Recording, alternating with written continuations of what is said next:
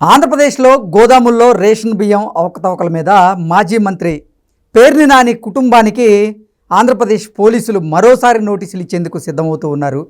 గతంలో ఒకసారి నోటీసులు ఇచ్చినప్పటికీ వారి కుటుంబ సభ్యులు చూశారో లేదో అనేటువంటి సందేహంతో మరోసారి వారికి నోటీసులు ఇచ్చేందుకు సిద్ధమయ్యాం అంటూ కూడా కృష్ణా జిల్లా ఎస్పీ తెలియజేస్తున్నటువంటి నేపథ్యంలో అసలు ఈ రేషన్ బియ్యం అవకతవకల విషయంలో పేర్ని నాని కుటుంబాన్ని అరెస్ట్ చేసేటువంటి అవకాశం ఉందంటూ కొన్ని వార్తలు వచ్చిన నేపథ్యంలో అసలు పేర్ని నాని కుటుంబ సభ్యులు ఎక్కడున్నారు, ఈ కేసులో ఏం జరగబోతుంది అనేది మనం విశ్లేషణ చేసుకునేటువంటి ప్రయత్నం చేద్దాం. ప్రస్తుతం మనతో పాటు ఉన్నారు జనసేన పార్టీ అధికార ప్రతినిధి శ్రీనివాస్ గారు. సార్తో మాట్లాడదాం. సార్ నమస్తే. సార్ నమస్తే.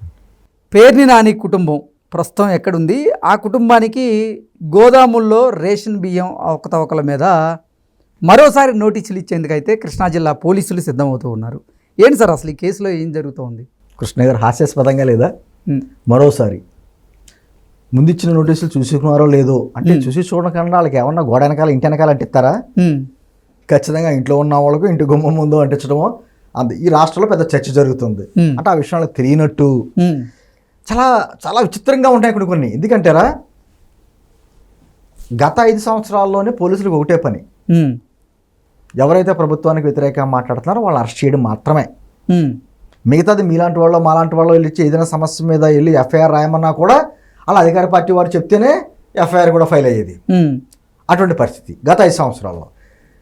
అప్పుడు మంచిగా చేసినా కూడా అరెస్ట్ చేసేవారు, గోళ్ళ దూకేవారు, తెల్లవారుజామున వచ్చేవారు, అనారోగ్యంతో ఉన్న అరెస్ట్ చేసేవారు. ఇప్పుడు న్యాయబద్ధంగా ప్రభుత్వమే కేసులు పెడుతున్నా కూడా అరెస్టులు చేయడానికి మీనమేషాలు. అసలు ఏం జరుగుతుంది? పేరు నాని చిన్న వ్యక్తి కాదు, మాజీ మంత్రి, రాజకీయ కుటుంబం ఉన్న నేపథ్యం ఉన్నటువంటి వ్యక్తి, అనేక ఆస్తుపాస్తులన్నీ కూడగొట్టుకున్న వ్యక్తి బందర్ నాని గారు. గతంలో అసలు ప్రభుత్వం నుంచి ఏదైనా ఒక మాట మాట్లాడాలి వెంటనే వచ్చి ప్రెస్ మీట్ పెట్టేసి ప్రతిపక్ష పాలన తిట్టడానికి రెడీగా ఉండేవాడు. ఆ వ్యక్తి ఆయన భార్య మీద ఉన్నటువంటి పేరు పైన ఉన్నటువంటి గోదాముల్లో అవకతవకలు జరిగినాయి అని చెప్పేసి 15 రోజులు బట్టి నోటీసులు చేసి పోలీసులకి నోటీసులు ఇస్తే బృందాలుగా వెతుకుతున్నాం కానీ దొరుకుతలేదు అంటే వీళ్ళకి. ఎవరు నమ్ముతాడండి ఇవన్నీ? దొంగ పోలీసు ఆటలో రాంగోపాల్ ఇష్యూ కూడా అదే. అప్పుడు కూడా ఇదే మాట, బృందాలుగా విడిపోయి వెతుకుతున్నామని. ఆయన శుభ్రంగా హైదరాబాద్లో కూర్చుని ప్రెస్ మీట్లు పెట్టడం, లేకపోతే ఛానల్స్లకి ఏమో ఇంటర్వ్యూస్ ఇవ్వడం, అది చేస్తున్నాడు. పిన్నెల్లి రామకృష్ణారెడ్డి అప్పట్లో గుర్తుందా మీకు? వాళ్ళ తమ్ముడిది ఏమైపోయింది తెలియదు.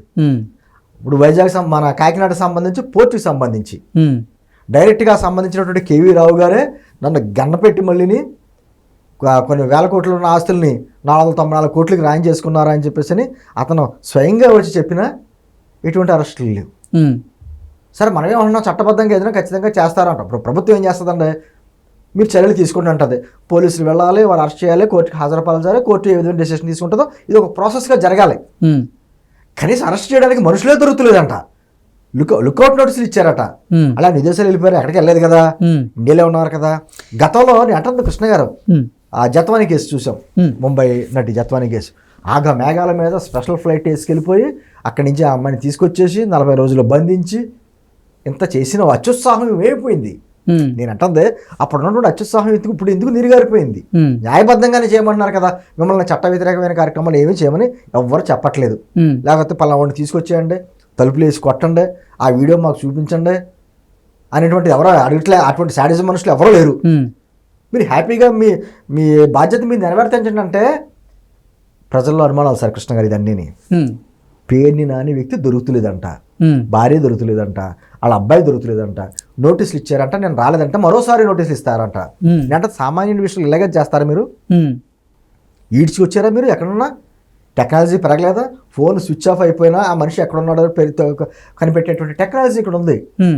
ఎందుకు చేయబోతున్నారంటే ఏంటి ఇంకా మొత్తెందుకు వదలలేదు మీకు? గత ప్రభుత్వ తాలూకు మొత్తెందుకు వదులుతలేదు? లేకపోతే మీ మీద ఏమైనా ప్రెషర్స్ ఉన్నాయా? అతను అరెస్ట్ చేయొద్దని చెప్పేసి వేరే వాళ్ళు అధికార పార్టీలో సంబంధించిన వాళ్ళు ఎవరన్నా కొంచెం మిమ్మల్ని అడ్డుకుంటున్నారా?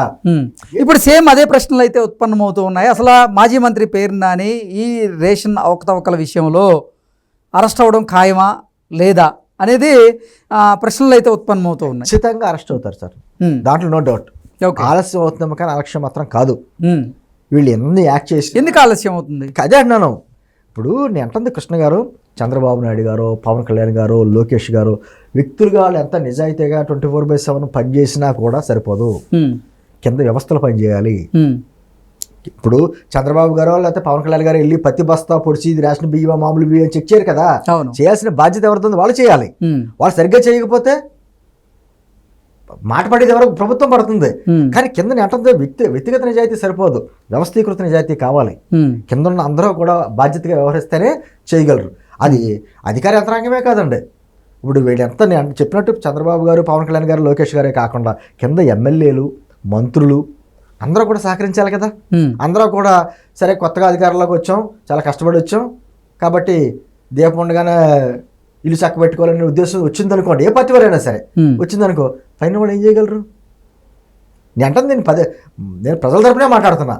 రేషన్ బియ్యం కొన్ని వందల కిలోమీటర్ల నుంచి కాకినాడ పోర్టుకు వస్తుంది కృష్ణ గారు. ఆ స్థానిక ఎమ్మెల్యే తెలియకుండా వస్తుందా? స్థానిక పోలీసులు తెలియకుండా వస్తుందా? స్థానిక రెవెన్యూ డిపార్ట్మెంట్ తెలియకుండా వస్తుందా? విజిలెన్స్ తెలియకుండా వస్తుందా?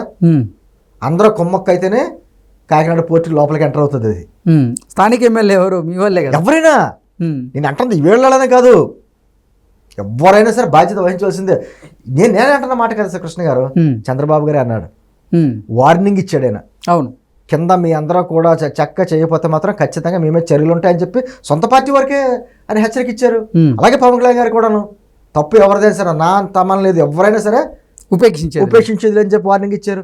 అంటే వాళ్ళ దృష్టి కొన్ని వచ్చుంటాయి. ఇదే విషయంలో పేర్నాని విషయంలో కొంతమంది సహాయం చేస్తున్నారనే వార్తలు వస్తున్నాయి. అది ఎంతవరకు సమంజసం? పైనటువంటి అధిష్టానం తెలియకుండా ఉండదు కదా, ఇంటెలిజెన్స్ రిపోర్ట్లు ఉంటాయి కదా, ఖచ్చితంగా హెచ్చరికలు ఉంటాయి. జనసేన పవన్ కళ్యాణ్ గారు కూడా ఇప్పుడు కాకినాడ సీపోర్ట్లో జరిగినటువంటి అంశాల్లో కొంతమంది ఇన్వాల్వ్ అయి ఉన్నారని గ్రహించే ఆయనే నేరుగా ఆ రోజు షిప్ దగ్గరికి వెళ్ళారు అనేటువంటి వార్తలు వస్తున్నాయి. మన కలెక్టర్ మీటింగ్లో ఏమన్నారంటే పవన్ కళ్యాణ్ గారు, 3 చెక్ పోస్టులు పెట్టినా దాటుకుంటా, ఎంత అల్లరి చేసినా, ఎంత చేసినా, ఎంత పట్టుకున్నా కూడా 3 చెక్ పోస్టులు పెడితే దాటుకుని వెళ్ళిపోతున్నాయి అంటే ఏంటి, ఎక్కడ జరుగుతుంది లోపం? మేము చెప్తున్నా కాదు, మీ అధికారులు మీ అందరూ సహకరించాలి, లేకపోతే ఈ అన్యాయాన్ని అరికట్టలేం మనం అనేటువంటి స్వయంగా వాళ్ళే చెప్తున్నారంటే, వాళ్ళే నెత్తినోరు కొట్టుకుంటున్నారు. మన ప్రభుత్వం పైకి ఇంకో మాట కూడా ఉన్నారండి వాళ్ళు, చంద్రబాబు గారు కానీ పవన్ కళ్యాణ్ గారు కానీ, ప్రజలు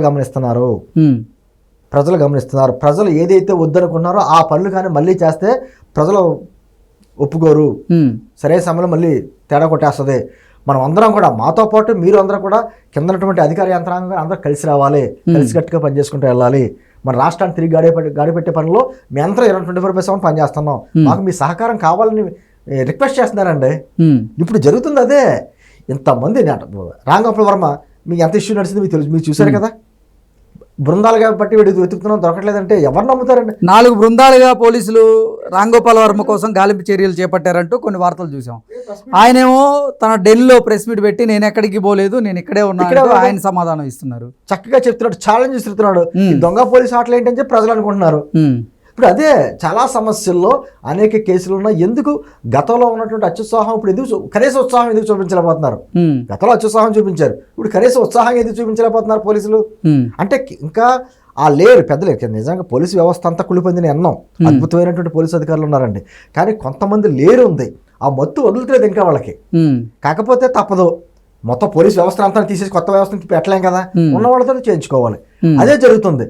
6 నెలలు అయిన తర్వాత కూడా మనం ఇంకా తవ్వుతున్నాం అంటే రోజుకో ఇష్యూ వస్తుంది. అంటుంది అసలు ఎక్కడి నుంచి వచ్చినాయి? కాకినాడ పోర్టుకి సంబంధించింది ఆ 494 కోట్లు వాళ్ళకి ఎక్కడి నుంచి వచ్చినాయి, ఎవరి ద్వారా ట్రాన్స్ఫర్ అయినాయి? సరే, పేనానికి సంబంధించి ఆల్రెడీ డీడీలు తీసేస్తున్నారు అని చెప్పేసి 1,20,00,000కి. ఆ డబ్బులు ఎవరు సమకూర్చారు? వాళ్ళు కనపట్లేదు సరే కదా, పక్కన పెట్టండి. ఆ డబ్బులు సమకూర్చి ఎవరు డీడీలు ఇచ్చారు కదా, ఆ ఇచ్చిన వాళ్ళు ఎవరు? వాళ్ళ వెనకాల ఎవరున్నారు? మరి ఇవన్నీ బయటకు రావాలి కదా. ఖచ్చితంగా కొంచెం నత్తనడక నడుస్తున్నాయి విచారణ సంస్థలు కానీ పోలీసులు కానీ. వాళ్ళ మత్తు వదిలిచే కార్యక్రమం కూటమి ప్రభుత్వం ఖచ్చితంగా చేపడుతుంది. ఇట్లా గమనిస్తుంది ఏంటి ఎవరంటే వ్యక్తులు అని చెప్పి గమనిస్తుంది. ఖచ్చితంగా చేయాలంటే కృష్ణ గారు ఎవరిని వదిలిపెట్టే ప్రశస్తి లేదు. అందరూ కటకటాలు నిలబడవలసిందే. ఓకే, ఎవరైతే జగన్ ప్రభుత్వంలో ఇష్టారాజ్యంగా చేశారో, మళ్ళీ మందే ప్రభుత్వం ఉంటుందని చెప్పి అత్యుత్సాహం చూపించారో, వాళ్ళందరూ కూడా కటకటాల వచ్చి లెక్క పెట్టవలసిందే. కాస్త ఆలస్యం ఉందంతే. Okay sir, thank you so much అండి.